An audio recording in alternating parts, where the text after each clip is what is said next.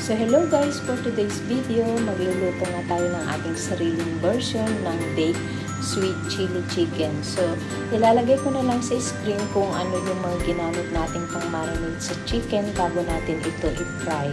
So prinay ko muna yung chicken, halfway cook na kasi ayoko nang may dugo-dugo.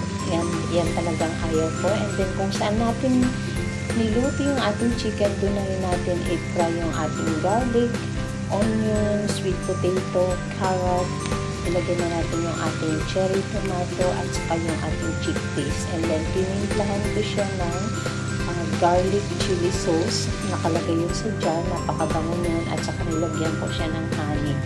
And then, paminta, syempre, pampalasa. So, after natin yan iluto, i-arrange na rin natin siya doon sa baking tray kung saan natin ilagay yung ating chicken at saka natin siya ilagay sa oven for maybe half an hour. It's up to you kung i-check mo na lang kapag luto na. So double check na lang natin kung talagang luto na yung chicken natin, kasi ako talaga ayoko talaga yung may nakikitang dugo-dugo, lalo na pag chicken. Gusto ko talaga well done yung ating chicken, pero syempre wag din natin hayaang masunog para masarap pa rin ang lasa. So, ayan na nga, luto na ang ating chicken at nasa sa inyo na kung ano ang gusto nyo i-pair. Pwedeng couscous salad or green leafy salad.